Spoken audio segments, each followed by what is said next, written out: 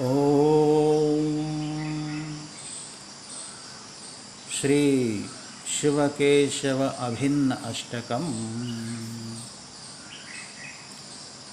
शिवशक्त्येति वन्नौमि राधाकृष्णं च चिन्मयम् अर्धनारीश्वरं वन्दे केशवाभिन्नशङ्करम् श्रीकृष्णमग्रतो दृष्ट्वा पृष्ठतः पश्य राधिकां कृष्णैक्यं शिवचैतन्यं भजाम्यखण्डसिद्धये रुद्राणां शङ्करश्चास्म्यवदत् गीतासु केशवः विष्णोऽहं शिवगीतास्वद्वैतं नौमि तुर्यगम् यो यो यां यां यथा बुद्धि ध्यायन्तु रूपमद्भुतं यादृशी भावना यत्र तद्वन्दे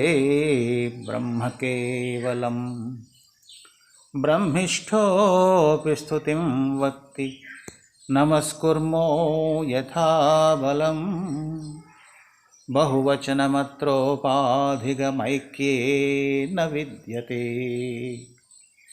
अज्ञानाद्वैतविभ्रान्तिः उदरमन्तरं श्रुतिः भेदाद्भयमभेदं कं तदहं नौमि शङ्करम् सुधीभिः सेव्यमद्वैतं श्रौतं ब्रह्मैव केवलम् अम्बिका शिवरामादि लक्ष्मी सरस्वतीषु यत् अशुद्धान्तस्थदौर्बल्यात् एकश्चन्द्रः द्वितीयवत् रज्ज्वहेर्भ्रमवैनाश्यात् अखण्डमद्वयं भजे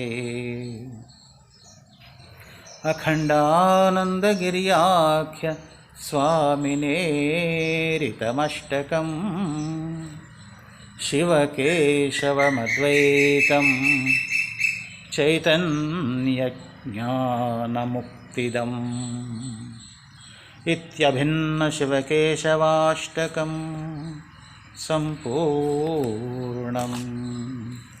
ॐ शान्ति शान्ति शान्ति।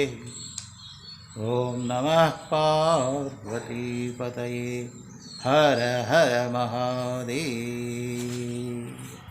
जय सद्गुरु भगवान की जय।